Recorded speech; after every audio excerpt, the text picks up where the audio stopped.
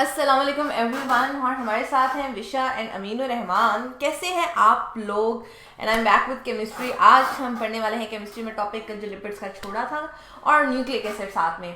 ठीक है, सो अगर आपका कोई क्वेश्चन हो तो आप लोग पूछ सकते हो और जो भी क्वेश्चन है। ठीक है, सो स्टार्ट करते हैं अपना टॉपिक। साथ में बीच में होंगी बातें भी, लेकिन जरा पढ़ाई की तरफ, क्योंकि कल भी हम थोड़े से पीछे रह गए थे। ठीक है, सो पहला जो हमारी चीज़ है हमारे पास वो है saponification. Saponification is basically related very important property. इसके दो टॉपिक्स दिए हैं आपकी बुक में। सो एक स्पोनिफिकेशन रिएक्शन दिया हुआ है और एक इसकी इंपॉर्टेंस बताई गई कि स्पोनिफिकेशन जो नंबर है या जो ये रिएक्शन का यूज़ है वो कहाँ पे होता है, क्यों इंपॉर्टेंट है। Okay, great. I'm finding difficulty in reading the name. Abdul Mumeet, Chief Warrior, right? Your name is this one. Welcome to our class. I guess you are a new student. मैं हूँ आपकी chemistry teacher Sahrish और मेरे साथ आप पढ़ते हो मुश्किल वाली केमिस्ट्री। ठीक है, और ये चैप्टर है बायोकेमिस्ट्री से ज़्यादा रिलेटेड। इससे पहले हम लोग डिस्कस कर चुके हैं कार्बोहाइड्रेट, प्रोटीन्स, लिपिड्स का आधा पार्ट। आज हम लिपिड्स डिस्कस करेंगे पूरा, और उसके बाद हम न्यूक्लिक एसिड देखेंगे जो कि आपके डीएनए है, जो कि आपकी रग रग में कहते हैं बहता है और आपकी कैरेक्टरिस्टिक डिटरमिन करता है कि आपकी आंखें कैसे होंगी, आपकी बाल कैसे होंगे, ठीक है, आपकी नाक कैसी होगी। ठीक है, तो सारा कुछ कहाँ पे आपकी जीन्स में है। शिजा है हमारे साथ, अस्सलाम वालेकुम बोलिए। वालेकुम अस्सलाम शिजा, कैसी हैं आप? सो स्टार्ट करते हैं स्पोनिफिकेशन। स्पोनिफिकेशन से पहले कल हम लोगों ने एक रिएक्शन किया था, विच वन इज हाइड्रोलिसिस। उसमें हमने वाटर को ऐड करवाया था। ठीक है, सो वो नहीं करें, हम सीधा स्पोनिफिकेशन स्टार्ट करें NaOH से। ठीक है, उसमें क्या हमने ऐड किया था, हाइड्रोजन एंड हाइड्रोक्सल। दोनों का सेम एडिशन है, पैटर्न सेम है, एक ही तरीके से ऐड होते हैं, इसलिए इतना मुश्किल नहीं है। अब जो इसमें एस्टर बॉन्ड बनता है स्टार्ट में, जब आपके पास कोई ऑयल बनता है तो वो क्यों बनता है, ये एस्टर बॉन्ड बनता है। ठीक है, ये एस्टर लिंकेज होता है। हमने इस एस्टर लिंकेज को क्या करना है, ब्रेक करना है। सिंपल। सो हम इस एस्टर लिंकेज को ब्रेक करते हैं। किस तरह से ब्रेक करेंगे कि ये वाला पोर्शन सेपरेट हो जाएगा। ठीक है, so this is negative, this one is positive. ठीक है, ये हाइड्रोजन जो है this will go to oxygen and the negative part will go to the other carbon. Simple. ठीक है, सो NaOH में भी यही होने वाला है हमारे पास। सेम पैटर्न हम फॉलो करेंगे। एक पॉजिटिव साइड है, एक नेगेटिव साइन है। पॉजिटिव साइड जाएगी इस ऑक्सीजन के पास और नेगेटिव साइड जो है वो जाएगी किसके पास, कार्बन के पास।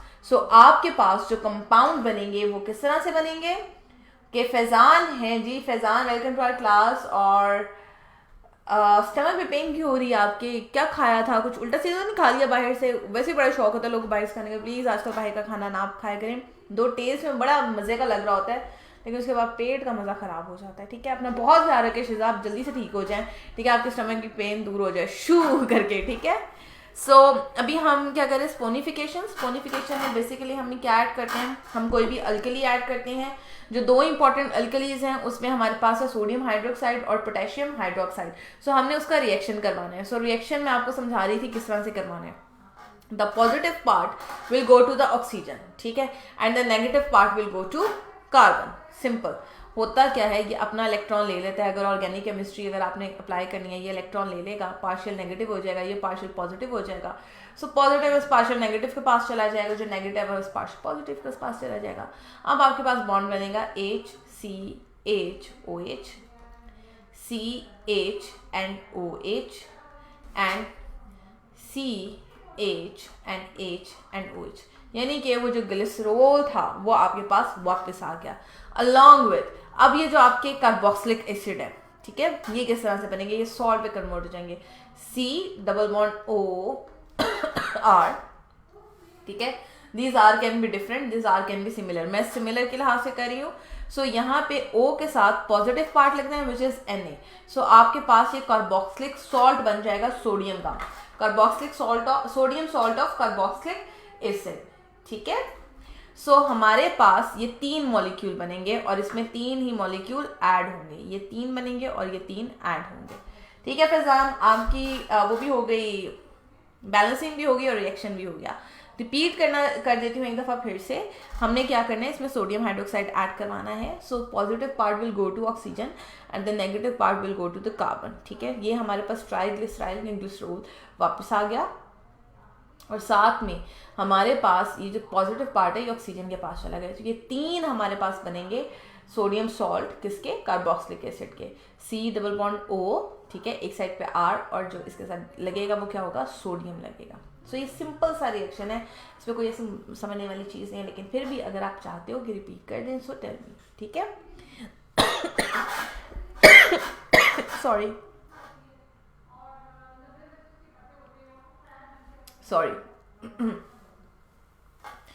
सो हमारे पास उसके बाद है हार्डनिंग ऑफ ऑयल, हार्ड करना ऑयल को हार्ड करोगे तो क्या बन जाएगा, घी बन जाएगा, सिंपल। सो कल भी मैंने आपको फ़ायदा बताया था कि आपके पास घी का क्या फ़ायदा और ऑयल का क्या फ़ायदा है, तो वो अभी ये फ़ायदा नुकसान आपके सामने क्लियर हो जाएगा। सो एक तो घी बनाने में यूज़ होता है, दूसरा सोप्स बनाने में यूज़ होता है, तीसरा कैंडल्स बनाने में यूज़ होता है, ठीक है।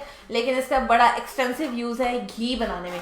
और अगर आपको याद हो तो हमारी पहली प्रॉपर्टी थी इथेन की, कि हमारे पास जो अल्केन्स होते हैं, जब हम उसमें हाइड्रोजन ऐड करते हैं, सो इट जब हाइड्रोजनेशन होती है, सो उसके यूजेस में भी हमने पढ़ा था, it is use in the preparation of ghee from oils, ठीक है।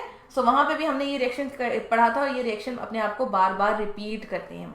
सो हमारे पास क्या हुआ, हमने ये डबल बॉन्ड जो है इसको जब हम हाइड्रोजन ऐड करेंगे, सो हमारे पास ये डबल बॉन्ड किस में कन्वर्ट हो जाएगा, सिंगल बॉन्ड में। ऐसे ही है, ऐसा ही है, ठीक है जी, ऐसा ही है। सो यहाँ पे भी एक हाइड्रोजन यहाँ ऐड हो जाएगा, एक यहाँ, एक यहाँ, एक यहाँ। सो इसके जो डबल बॉन्ड है वो किस में कन्वर्ट हो जाएंगे, सिंगल बॉन्ड में। सो आप इसमें क्या करोगे, इसमें हाइड्रोजन के तीन हाइड्रोजन मॉलिक्यूल हम ऐड करवाते हैं। कैटलिस्ट कौन सा होगा, कौन बताएगा जी, किसको याद है कि हाइड्रोजनेशन का कैटलिस्ट क्या होता है जी, हाइड्रोजनेशन, शिजा बिल्कुल जी। कौन पहले बताएगा कि हमारे पास हाइड्रोजनेशन का पहले में कैटलिस्ट कौन सा यूज होता है, which is the most common catalyst. So catalyst आप लोग मुझे बताएंगे, रिएक्शन में कर देती हूँ कि अगर ये भी सिंगल बॉन्ड में कन्वर्ट हो जाए तो अब दरमियान में कितने कार्बन आ गए। लाइक मैंने लिखा है ये CH2O, C double bond O, अब CH2 कितने हो गए, 7, ये 8, 9 और 7 कितने हो गए, 16। सो यहाँ पे मैं लिखूंगी CH2 16 with CH3 ji. Catalyst कौन बताने लगा है हमें जी, किसने बताया, शिजा ने बताया, निकल, प्लैटिनम एंड प्लेडियम। मुजम्मिल हमारे साथ, कैसे हैं मुजम्मिल आप, और कैसा चल रहा है आपकी केमिस्ट्री कैसी भाग रही है, दौड़ रही है या बड़ी स्लो चल रही है। सो जब हम निकल यूज़ करते हैं कैटलिस्ट तो हमें टेम्परेचर देना पड़ता है, ठीक है। लेकिन जब हम प्लैटिनम या प्लेडियम यूज़ करते हैं तो हमें टेम्परेचर, रूम टेम्परेचर पर रिएक्शन हो जाता है। सो हमने क्या ऐड करवाई, हमने ऐड करवाया हाइड्रोजन, और हाइड्रोजन ने क्या किया, हाइड्रोजन ने ये किया कि जो डबल बॉन्ड था उसको सिंगल बॉन्ड में कन्वर्ट कर दिया। और शिजा कह रही है कि निकल तो हम यूज़ करते हैं, ठीक है, और प्लेटिनम इसलिए यूज़ नहीं करते क्योंकि बड़े महंगे होते हैं जी, बिल्कुल। सो जब निकल यूज़ करते हैं साथ में टेम्परेचर भी देते हैं। नाइस शिजा, अच्छा है, आपने याद रखी हुई चीज़ें, ठीक है। और अब्दुल ममीद ने भी हमें बताया है निकल, वेरी नाइस, नॉट निकल वाला निकल बट केमिस्ट्री वाला निकल, ठीक है।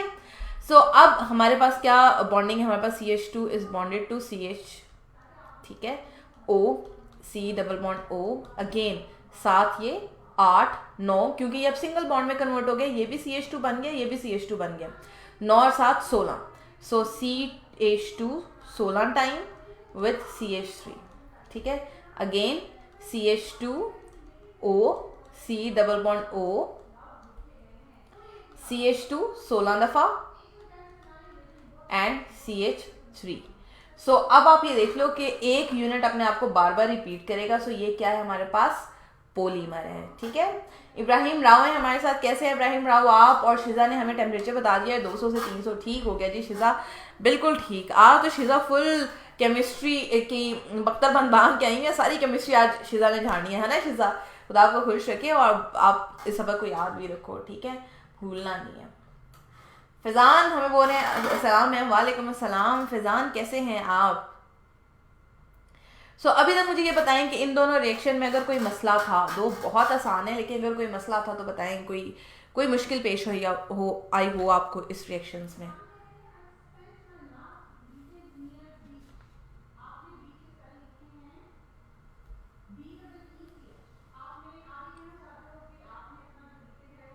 कोई क्वेश्चन नहीं है तो हम आगे बढ़ते हैं। अगला हमारे पास सपोनिफिकेशन आई, जो मैंने आपको कहा था बहुत इंपॉर्टेंस का हामिल है। होता क्या है, इसको हम फाउंड कैसे करते हैं, ठीक है। इसको फाउंड करने का इसकी जो पहले डेफिनेशन देख लेते हैं। Saponification number is the number of milligrams of potassium hydroxide requires to neutralize 1 gram of fat और एसिड। इसके पास है हाइड्रोक्सल ग्रुप, ठीक है ना, हाइड्रोक्सल ग्रुप। सो हमने क्या किया, हमने इसकी न्यूट्रलाइजेशन करवाई। न्यूट्रलाइजेशन में हमारे पास क्या बनता है, सॉल्ट एंड वाटर, ठीक है, ये बनता है ना। तो जब हम न्यूट्रलाइजेशन करवाते हैं सो हमारे पास ये बन गया सॉल्ट। इसका मतलब है कि इसका जो OH ग्रुप था इसको भी हमने रिमूव करना है। सो हमने इसमें और सोडियम डालने हैं, ठीक है, या और पोटेशियम डालने हैं।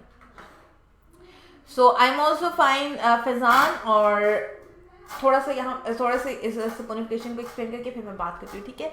सो सपोनिफिकेशन में हम क्या करें, हम पोटेशियम हाइड्रोक्साइड डाल रहे हैं और इसमें जितना भी एसिड है उसको हमने रिमूव करना है। क्यों, it's a reaction of acid and base, यही है ना आपके पास न्यूट्रलाइजेशन।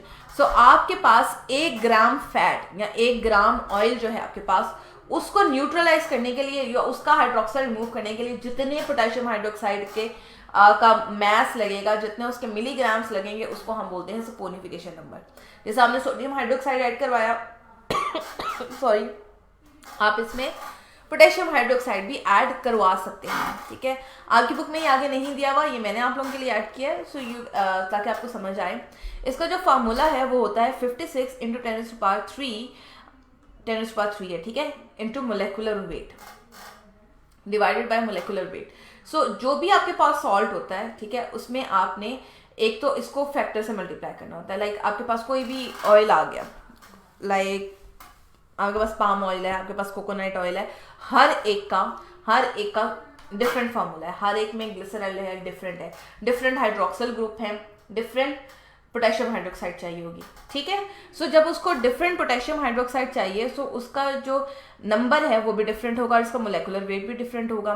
सो जितने ज़्यादा कार्बन नंबर होंगे उतना ज़्यादा इसका मोलेकुलर वेट होगा। So molecular weight is different, molecular weight हर केस में डिफरेंट होगा और इसका ग्लिसराइड डिफरेंट होगा।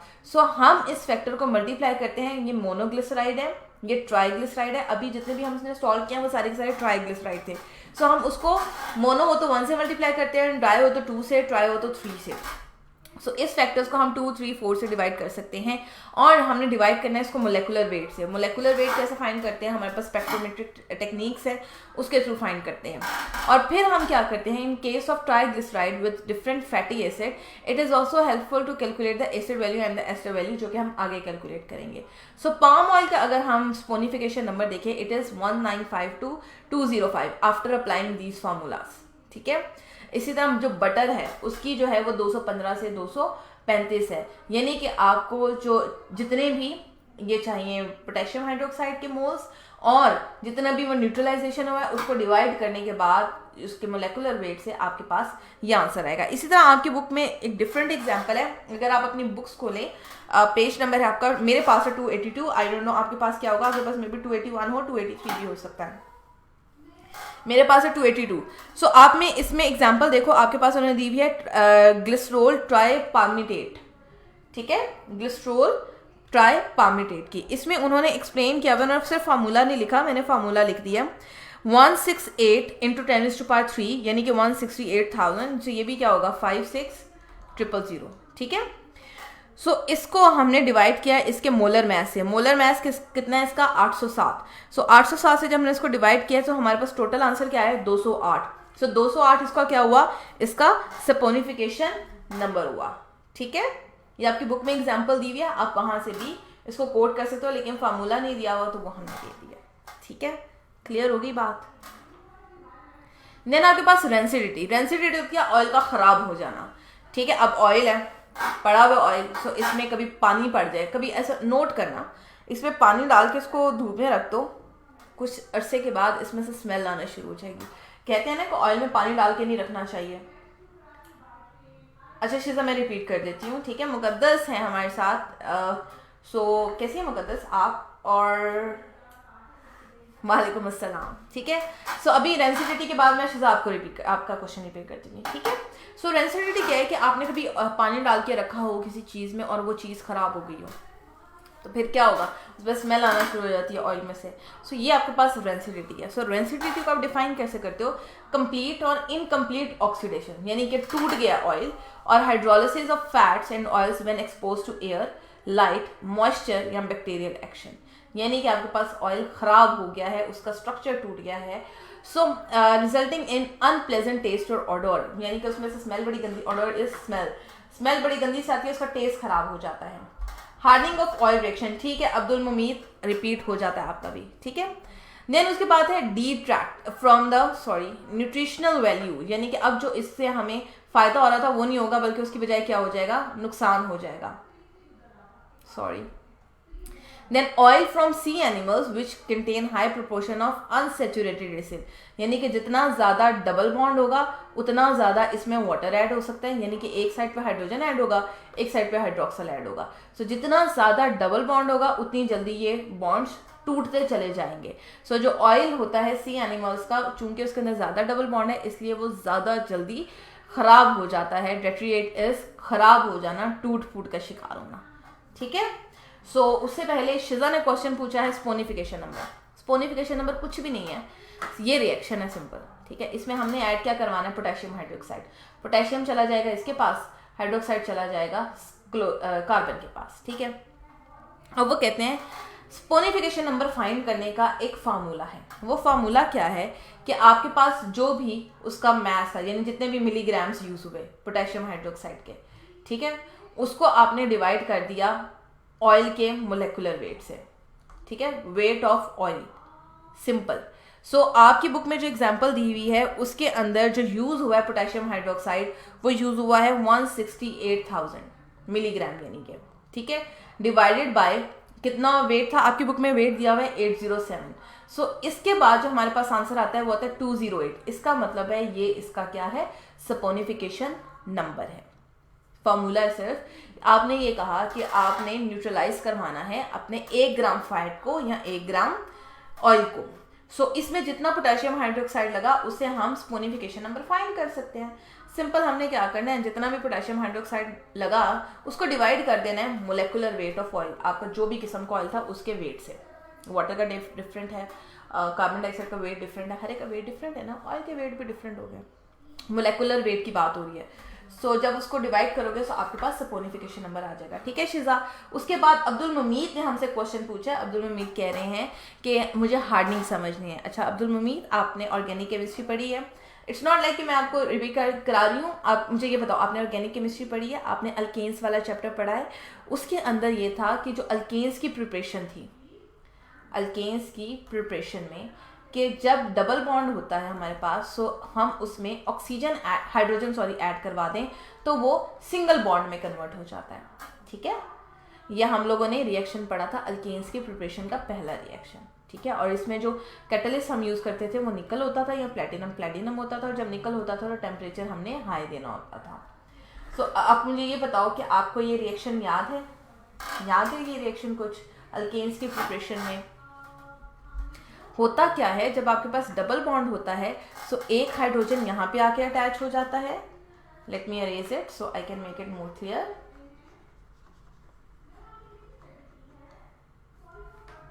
एक हाइड्रोजन यहाँ पे आके अटैच हो जाएगा, एक हाइड्रोजन यहाँ पे आके अटैच हो जाएगा, और ये जो आपका डबल बॉन्ड है ये सिंगल में कन्वर्ट हो जाएगा। ये डबल सिंगल में कन्वर्ट हो गया, यहाँ पे हाइड्रोजन आके लग गया, यहाँ पे हाइड्रोजन लग गया। ये भी डबल जो सिंगल में कन्वर्ट हो गया, यहाँ पे हाइड्रोजन लग गया, यहाँ पे हाइड्रोजन लग गया। इतनी समझ आई है, ठीक है। अब क्या होगा, अब आपने जब इसका फाइनल फार्मूला लिखना है, देखो ये भी CH2 है, ये भी CH2 है, ये भी CH2 है, ये भी CH2 है, तो हमने इसको 4 दफा क्यों लिखा है, हम इसको 1 दफा लिख सकते हैं ना। सो टोटल कितने हो गए, ये 7 और 7 14, 15 एंड 16। सो मैंने CH2 को 16 दफा लिख दिया, सिंपल, ठीक है। सो आपने इस फार्मूला में जहां जहां डबल बॉन्ड था उसकी जगह मैंने CH2 को 16 दफा लिख लिया, उसके अलावा ये इंटरकनेक्टेड है, सो मैंने उसको कनेक्शन को नहीं तोड़ा है। और ये जो मेथड है ये यूज होता है ऑयल्स को घी में कन्वर्ट करने के लिए, ठीक है। यानी कि हमने उसकी जो अनसेचुरेशन है, जो उसका पाई बॉन्ड है, उसको रिमूव करना है। क्या किया हमने, पाई बॉन्ड को रिमूव कर दिया। क्लियर हो गया अब्दुल उम्मीद? देन है हमारे पास आयोडीन नंबर। आयोडीन नंबर भी वही सेम चीज है आपके पास कि जिस तरह हमने स्पोनिफिकेशन नंबर लिया कि आपके पास कितने पोटेशियम हाइड्रोक्साइड यूज हुए, या हम लेंगे हमारे पास कितना आयोडीन यूज हुआ, ठीक है। लेकिन इसमें मैथ्स डिफरेंट है। 100 वहाँ पे हम 1 ग्राम ले रहे थे, यहाँ पे हम 100 ग्राम ऑफ ऑयल या फिर फैट लेंगे। वो कहते हैं कि आपके पास डबल बॉन्ड तो है, आपने इस डबल बॉन्ड को रिमूव करने के लिए जितने आयोडीन डाले, ठीक है, डबल बॉन्ड को रिमूव करने के लिए जितने भी आयोडीन डाले वो क्या होंगे, इसका आयोडीन नंबर होंगे। करना क्या आपने, सिर्फ डबल बॉन्ड रिमूव करना है, ठीक है। सो ये जितना ज्यादा आयोडीन यूज होगा उसका मतलब है उतना ज्यादा क्या है, उतनी ज्यादा अनसेचुरेशन है। अगर कम आयोडीन यूज हुआ इसका मतलब है कम डबल बॉन्ड है, simple. So the mass of iodine in gram that is consumed by 100 gram of fat or oil, आपकी केमिकल सब्सटेंस अभी यही है। So it determine the amount of unsaturation, यानी कि इसके अंदर कितने डबल बॉन्ड है in fatty acid in form of double bonds. The higher the iodine number the more carbon double bond are present in fat. So जितना ज्यादा iodine use होता जाएगा इसका मतलब है उतने ज्यादा इसके अंदर डबल बॉन्ड थे जो यूज करते ही जा रहे हैं। अगर कम होंगे तो कम यूज होगा, सिंपल। देन है आपके पास एसिड नंबर, जो अभी हमने सपोनिफिकेशन नंबर किया है, ये आपका एसिड नंबर भी हो सकता है। So the mass of potassium hydroxide in milligrams that is used to neutralize 1 gram of chemical substance, यानी कि 1 gram of oil या फिर फैट्स, ठीक है।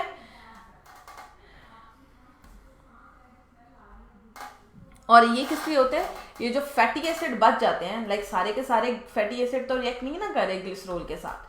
फैट कैसे बनती है, जब ग्लिसरॉल रिएक्ट करता है फैटी एसिड के पास तो आपके पास फैट्स बनती है। सो अगर कोई फैटी एसिड बच जाए, सो उस फैटी एसिड ने किसके साथ रिएक्ट करना है, पोटेशियम हाइड्रोक्साइड के साथ। सो ये फ्री फैटी एसिड्स को फाइंड करने के लिए यूज होता है।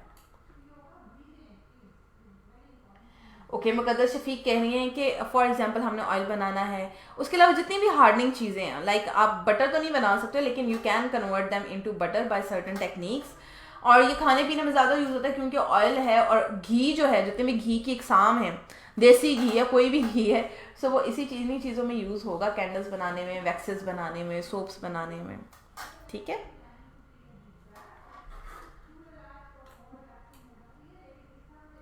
आयोडीन नंबर की क्या एग्जांपल होगी, सिंपल। आपके पास फॉर एग्जांपल ये यहाँ पे देखो कितने डबल बॉन्ड है, एक अब्दुल उम्मीद का क्वेश्चन है, आयोडीन नंबर की एग्जांपल देते हैं, ठीक है। ये देखो 1 बॉन्ड है, 2 बॉन्ड है, 3 बॉन्ड है, इसका मतलब है यहाँ पे ये चौथा बॉन्ड है, 4 आयोडीन के मॉलिक्यूल यूज हुए, ठीक है। जबकि यहाँ पे हमारे पास 1 बॉन्ड है, 2 बॉन्ड है, 3 बॉन्ड है, 3 आयोडीन यूज हुए। सो ये सिर्फ आपको ये पता लगा के दे रहे हैं कि इसमें कितने आपके पास डबल बॉन्ड्स हैं, ठीक है। आगे समझ अब्दुल उम्मीद।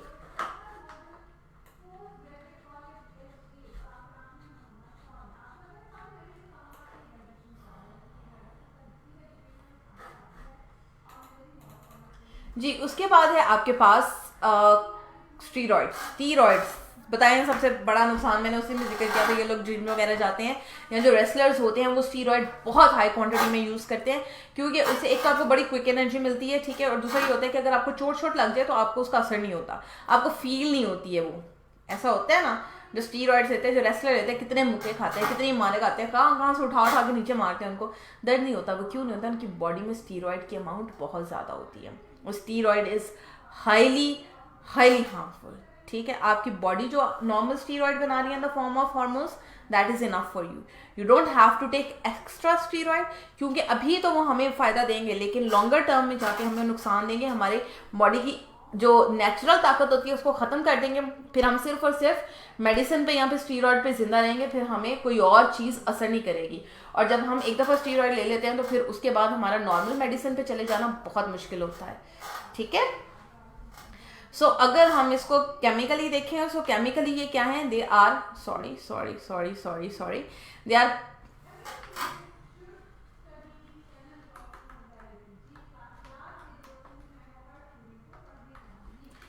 समथिंग इज हैपनिंग, है ना, कुछ हुआ है, just give me a minute, इसको भी ठीक कर लेते हैं। लगता है मेरा पेन फ्री हो गया है, हालांकि ठीक हो गया है लेकिन फिर भी जी। सो अभी हम बात करते हैं स्टीरॉइड के। स्टीरॉइड के नुकसानात की मैं बात कर रही हूँ कि स्टीरॉइड किस तरह से नुकसानदेह था, कि हमारे पास ये जो है बहुत ही क्या उसे कहते हैं,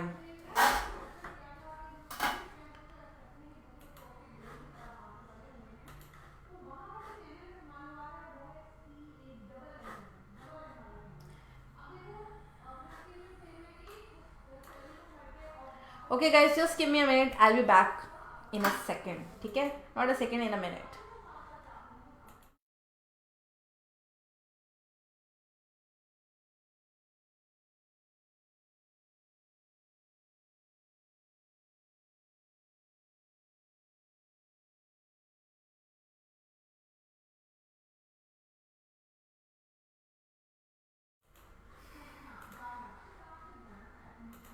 जी, we are back in less than a minute, ठीक है।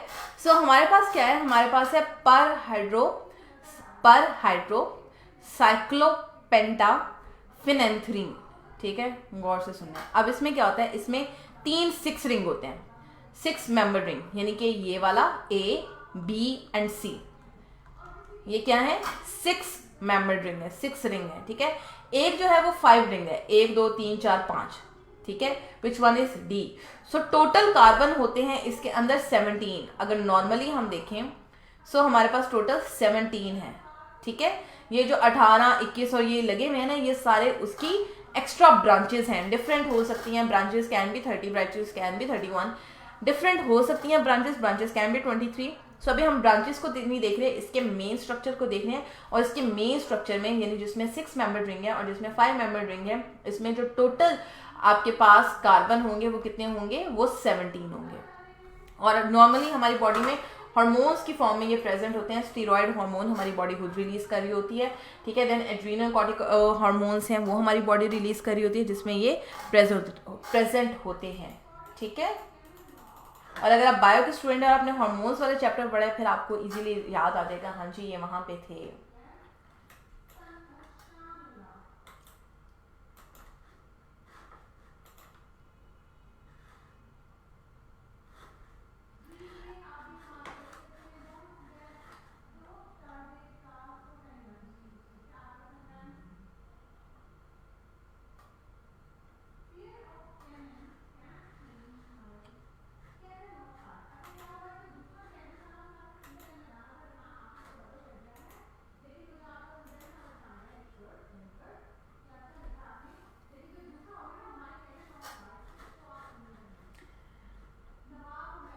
जी, कोई और क्वेश्चन अगर है तो आप लोग पूछ सकते हैं। कोई क्वेश्चन नहीं है, चलें फिर आगे चलते हैं। ओके, मुकद्दस का क्वेश्चन आया है। मुकद्दस क्या कह रही है, मुकद्दस कह रही है कि मैम स्टीरॉयड का बॉडी में क्या फंक्शन है जो एक बार लेने से बार बार ही लेना पड़ता है, मतलब ये कुछ डैमेज कर सकता है। हाँ, हमारी बॉडी में नेचुरल इम्यूनिटी है, ठीक है। हमारी बॉडी सर्टन हार्मोन्स सिक्रिएट करी है जो कि मॉडिफाइड स्टीरॉयड्स हैं, डायरेक्ट स्टीरॉयड्स नहीं है, ठीक है।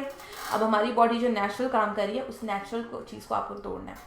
करते क्या है ये रेस्टर्स वगैरह, ये स्टीरॉयड ले लेते हैं, फिर उसके बाद क्या होगा, आपकी बॉडी का जो नेचुरल सिस्टम है ये वीक होना शुरू हो जाएगा, आप सिर्फ मेडिसिन पे लग जाओगे। जैसे सर दर्द है, हम नॉर्मली सर दर्द हो तो हम कहते हैं चलो सो जाओ, थोड़ी देर रेस्ट कर लो, सर दर्द ठीक हो जाएगा। लेकिन आप अगर उसी सर दर्द के लिए मेडिसिन लेना शुरू कर दो तो फिर आप चाहे सो लो, जो मर्जी कर लो, मेडिसिन के बगैर आपका सर दर्द खत्म नहीं होगा। और फिर अगर आप कॉन्टिन्यूसली सर दर्द के लिए मेडिसिन ले रहे हो, तो एक टाइम आएगा जहाँ एक गोली से काम नहीं बनेगा, 2 गोलियों पे काम चला जाएगा। क्यों? क्योंकि आपकी बॉडी का जो नेचुरल सिस्टम है वो डिस्टर्ब होता जाएगा, ठीक है। आपकी बॉडी की रेजिस्टेंस बढ़ती जाएगी। अब वो एक गोली से नहीं, 2 गोलियों से ठीक होगा, ठीक है। इसलिए जो स्टीरॉयड होते हैं इनका असर बहुत स्ट्रॉन्ग किस्म का होता है, बड़े स्ट्रॉन्ग केमिकल्स होते हैं जो हमारी बॉडी का स्ट्रक्चर जाके या नेचुरल इम्यूनिटी को जाके डिस्टर्ब कर सकते हैं, ठीक है मुकद्दस। देन उसके बाद है हमारे पास स्टीरॉयड के अलावा कोलेस्ट्रॉल के बारे में तो आप सब जानते होंगे। हाँ जी, मुझे बताएं जी, कोलेस्ट्रॉल आप क्या जानते हैं? कहते हैं कम ऑयल खाएं, कम घी खाएं, कोलेस्ट्रॉल आपका बढ़ जाएगा, आपको हार्ट अटैक का बहुत ज़्यादा खदशा हो सकता है, ब्लड प्रेशर हाई होगा अगर आपकी बॉडी आप ज़्यादा घी खाओगे, आपकी जो खून की नालियाँ हैं वो तंग हो जाएंगी। ये सारी कॉमन चीज़ें हैं जो हमारे आम घरों में बोली जाती हैं। सो आप लोगों ने क्या क्या सुना हुआ है कि कोलेस्ट्रॉल क्या करता है, ठीक है। आपने आइडिया शेयर करो, उतनी देर में आपको पढ़ा देती हूँ क्या है, ठीक है। So it is the most abundant animal steroid, it is both in free and esterified form, यानी कि ऐसे और ऐसे, ठीक है। They are blood animal tissues में प्रेजेंट है। यॉक, अंडे की जो जर्दी होती है वो कहते हैं ना नहीं खानी, हेल्दी होते हैं वह हेल्दी। अच्छा, 2 किस्म के कोलेस्ट्रॉल होते हैं, ये भी आपको एक मज़े की बात बताती हूँ। एक होते हैं हेल्दी वन, एक होती है अनहेल्दी, ठीक है। जो आप ऑयल्स लेते हो फिश वगैरह से या फिर सीड्स वगैरह से या नट्स वगैरह से, वो हेल्दी होते हैं। जो आप एनिमल से डायरेक्ट लेते हो वो हेल्दी नहीं होते हैं। और इसके आगे फर्दर टाइप्स हैं। सो जब हम हाई लेवल पे पढ़ेंगे, जब अगर आप में से किसी ने बायोकेमिस्ट्री रखी तो फिर वो पढ़ेगा, उसके फार्मूला इस तरह से याद करेगा और फिर वो कहेगा कि हाँ मैम सही कहती थी, बायोकेमिस्ट्री बड़ी मुश्किल है। तो नर्व टिश्यूज में प्रेजेंट होते हैं एंड एक्सेस अगर इनकी हमारी बॉडी में इनकी जाती हो जाए, lead to heart disease and blood pressure. होता क्या, ऐसे हमारी आर्टरी या वेन है, ये क्या करते हैं, यहाँ पे जाकर डिपॉजिट हो जाते हैं। अब आपने फिजिक्स में पढ़ा हुआ है कि आपका जो प्रेशर है ये क्या है, directly proportional to your force and inversely proportional to area. So जब आपका ये एरिया कम हो गया, एरिया क्या हुआ, कम हो गया, जब एरिया कम हुआ है तो प्रेशर कैसा होगा, ज़्यादा हो जाएगा। इसलिए जब आपकी जो ब्लड वेसल्स हैं वो क्लॉग होना शुरू हो जाती हैं, तंग होना शुरू हो जाती हैं, तो ब्लड प्रेशर इंक्रीज हो जाता है। इसलिए कहते हैं कम घी खाया करें, ऑयल लिया करें, लेकिन मुनासिब मिकदार में, ताकि आपकी बॉडी में जाके वो क्या हो, जमे ना। जमेगा तो फिर क्या होगा, ब्लड प्रेशर और आपके पास हार्ट डिजीज का ऑप्शन ज़्यादा, वो खतरा ज़्यादा हो जाएगा। ओके, मुकद्दस से क्या है, कोलेस्ट्रॉल ऑल्सो कॉजेज स्वेलिंग, नहीं स्वेलिंग नहीं होती, मोटापा जरूर होता है। देन अब्दुल ममीद ने कहा है एसिड नंबर क्या होता है। Acid number is quite similar to saponification number Abdul ममीद, और जो एसिड नंबर होता है उसमें हम सेम पोटेशियम हाइड्रोक्साइड यूज करते हैं। और अगर फॉर एग्जांपल हमारी प्रिपरेशन में हम प्रिपरेशन किस तरह करते हैं कि हम ग्लिसरॉल और फैटी एसिड को रिएक्ट करवाते हैं, सो हमारे पास बनते हैं फैट्स। अब सारे के सारे फैटी एसिड तो नहीं ना रिएक्ट कर रहे, कुछ बच भी जाएंगे, तो एसिड रिएक्ट विद बेस। सो इस रिएक्शन को हम किस में लेते हैं, एसिड नंबर में लेते हैं, ठीक है। और हमारे पास है इसकी definition, the mass of potassium hydroxide in milligrams that is required to neutralize 1 gram of fat और ऑयल, ठीक है। It is quite similar to your saponification number, clear. So अभी बात करती हूँ मैं कोलेस्ट्रॉल की। सो कोलेस्ट्रॉल में क्या है, आपके पास नॉर्मल ये आपके पास 17 कार्बन है, ये 18वां, 19वां, 20वां, 21वां और 3 ये 24, 25 और 2 ये कितने हो गए, 27। सो टोटल इसमें 27 कार्बन हो गए, ठीक है। सो ये आपके पास कोलेस्ट्रॉल की एग्जाम्पल है, क्लियर है। बात क्लियर होगी हो तो बताएं। फिर आगे चलते हैं एर्गोस्टेरोल पे। एर्गोस्टेरोल हमारे पास क्या होते हैं, देयर फंजाई एंड यीस्ट। सो अमूमन जब हम इनको यूवी रेज में रखते हैं तो यूवी रेज में ये कन्वर्ट हो जाते हैं विटामिन D2 में। सो ये दो स्ट्रक्चर आपके सामने इसलिए रखे हैं क्योंकि यूवी रेज क्या करेंगी, आपके स्टीरॉयड को तोड़ देंगी, स्टीरॉयड को तोड़ देंगी। जब इसको तोड़ेंगी तो ये इस तरह से टूटेगा, ठीक है। ये आपके पास विटामिन D2 है, ये विटामिन D3 है। डिफरेंस इसका यहाँ पे आता है, इसमें डबल बॉन्ड है, इसमें डबल बॉन्ड नहीं है, इसमें ब्रांच है, इसमें ब्रांच नहीं है, ठीक है। सो ये इसका डिफरेंस आ सकता है कि विटामिन 2, वैसे आपकी बुक में नहीं, आपको बताने के लिए कि हुआ है it's written over here it's vitamin D2 और D3। सो आपके पास D2 बनता है एर्गोस्टेरोल से।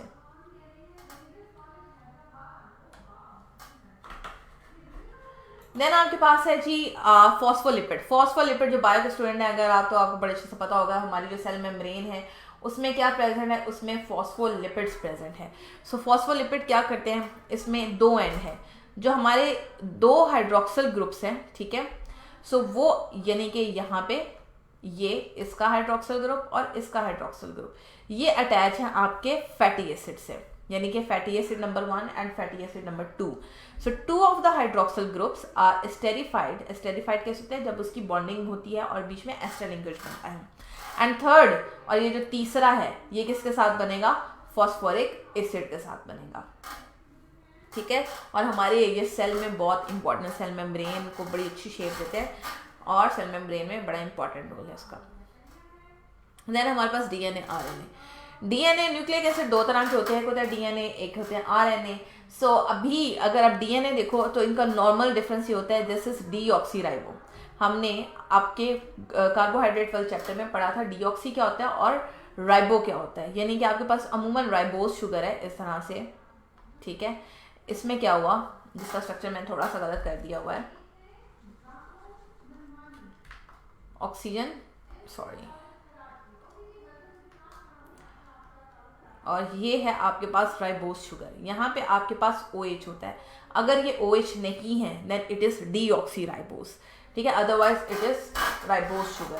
सो आपके पास RNA में राइबोस शुगर होती है, DNA में डीऑक्सीराइबो होती है, और इसके अलावा डिफरेंट चीज़ें होती हैं। और DNA आपके पास डबल स्ट्रैंडेड होता है, यानी कि इस तरह से होता है, RNA सिंगल होता है बेचारा, इसलिए अपने गिरदी कहता है मैं बॉन्डिंग कर लेता हूँ, मैं DNA को नकल करने की कोशिश करता है, लेकिन एक स्ट्रैंड ही होता है, जबकि DNA में 2 स्ट्रैंड होते हैं, ठीक है, ये इसका मेजर डिफरेंस है। देन आगे डिफरेंस थोड़ा केमिकल है, वो हम पढ़ लेते हैं कि किस तरह से। इसके यूनिट क्या है, किस किस चीज़ से मिलके बनता है? मिलके बनता है नाइट्रोजीनियस बेसिस से, जो 4 तरह की है, आगे हम पढ़ेंगे, adenine, guanine, thymine, uracil and cytosine. So उसके बाद है हमारे पास शुगर जरूर होती है। शुगर क्या है? राइबोस शुगर यूज होती है, और एक चीज यूज होती है फॉस्फोरिक एसिड।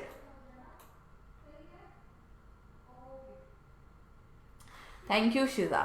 देन हमारे पास है nucleic acid. So nucleic acid discover किसने किया था? वॉटसन एंड क्रिक ने, और 1953 में किया था। इन्होंने कहा था कि ये जी 2 स्ट्रैंड है इस तरह से, ठीक है। और इसके अलावा जो हमारे केमिस्ट्री के स्टूडेंट है, मेरी उनसे रिक्वेस्ट है, प्लीज़ प्लीज़ प्लीज़ आप लोग ऐसे कीजिएगा, आप डिटेल से DNA का लेक्चर ज़रूर लें। हमारी बायो की वीडियो है DNA के स्ट्रक्चर पे, आप ज़रूर वो लेक्चर लीजिएगा, ठीक है, क्योंकि आपकी बुक में इतना डिटेल से नहीं दिया हुआ, लेकिन अगर आप वो लोगे तो आपको ज़्यादा क्लियर हो जाएगा ये क्या होता है। And it contains genetic information. इसके ऊपर जीन्स होते हैं, ठीक है, जो कि हमारी जेनेटिक इन्फॉर्मेशन होते हैं। हमारी आंखें कैसे होंगी, हमारे बाल कैसे होंगे, नाक कैसे होगी, हमारा कंप्लेक्शन कैसे होगा, हमारे नेल्स कैसे होंगे, कान कैसे होंगे, हर चीज़ की इन्फॉर्मेशन होती है जीन्स के पास। सो जो हमारी शक्लें मिलती हैं ना हमारे पेरेंट्स से, बाप दादा से, तो इसलिए मिलती हैं क्योंकि वो जीन्स वहाँ से ही हमारे पास आ रहे हैं। लेकिन वहां से हमारे पास कैसे आते हैं? वैसे जीन निकाल के दे तो नहीं ना देते, ऐसा नहीं होता। DNA क्या करता है? ये जीन्स अपनी कॉपी बनाते हैं, यानी कि DNA आपके पास क्या करेगा? अपनी कॉपी बनाएगा। सो जब ये कॉपी बनाएगा तो इस तरह से बनाएगा कि अब आपके पास 2 चीज़ें बनेंगी, एक यहाँ पे और एक यहाँ पे, और एक होगा पुराना। सो ये अपनी बनाता है कॉपी, और कॉपी जब बनती है तो इस कॉपी के प्रोसेस को हम बोलते हैं replication, that is कॉपिंग of DNA, ठीक है, क्लियर है। और हमारे पास 3 पार्ट्स होते हैं, जैसे अभी मैंने बात की, दिस इज पेंटोज शुगर, ठीक है। अब देखो यहाँ पे हाइड्रोक्सिल नहीं है, तो डीऑक्सीराइबोस है, ठीक है। सो अगर यहाँ पे हाइड्रोक्सिल होगा, सो दिस इज आपका RNA का स्ट्रक्चर होगा। देन इसके पास एक फॉस्फेट ग्रुप है, और इसके पास एक नाइट्रोजीनियस बेस है। नाइट्रोजीनियस बेस DNA में 4 तरह की है, adenine, thymine, guanine and cytosine, जबकि यहाँ में हमारे पास है adenine, uracil, guanine and cytosine. चलो थोड़ा सा टाइम दे दो, कंप्लीट कर लेते हैं। काफ़ी देर से पेंडिंग जा रहे हैं हमारे पास। सो अब हमारे अगर हम स्ट्रक्चर को देखें, सो हमारे पास जो कैसे कहते हैं, एडेनिन, प्यूरीन्स और पैरामिडीन्स। प्यूरीन्स कहते हैं जब हमारे पास डबल रिंग होता है, सिंगल रिंग हो तो हम उसको पैरामिडीन कहते हैं। प्यूरीन होते हैं जिसमें डबल रिंग है। सो अगर आप इसका स्ट्रक्चर ऐसे ही याद करना चाहते हो, इट्स ओके। अगर आप अपनी बुक से करना चाहते हो तो आप बुक वाला भी कर सकते हो, क्योंकि आपकी बुक में बड़ा जनरलाइज सा स्ट्रक्चर दिया हुआ है। ये बड़ा स्पेसिफिक सा है कि adenine and guanine are bigger molecules and pyrimidines are smaller molecule, जो कि एक रिंग में होते हैं, क्लियर है। देन आपके पास न्यूक्लिक एसिड, डीऑक्सी और न्यूक्लिक एसिड का DNA और RNA के राइबोस शुगर का है, ये हाइड्रोक्सिल है, ये राइबोस शुगर है। डीऑक्सी राइबोस है क्योंकि इसमें से हाइड्रोक्सिल या ऑक्सीजन निकल गया है, ठीक है। ये स्ट्रक्चर इंपॉर्टेंट है, ये याद रखिएगा, ठीक है। और इसको प्यूरीन पैरामिडीन को भी देख लीजिएगा। अब मुझे क्वेश्चन दे दे, जल्दी से आंसर दें मुझे। कौन देगा आंसर कि हमारे पास जो फैट और NaOH का रिएक्शन होता है उसको हम क्या बोलते हैं? सिर्फ सेकंड का आंसर दे, देन शिजा हमने लेक्चर खत्म कर दिया, ठीक है।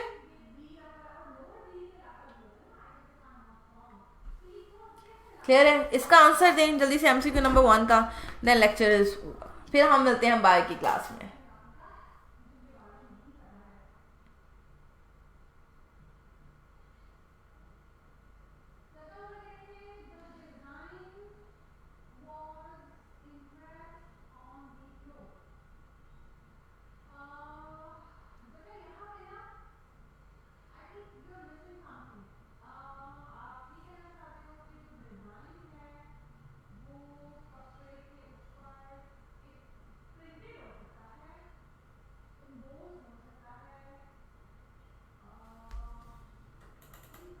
G D D D saponification is the answer, जिसमें ए हमारा गायब हो गया है ना।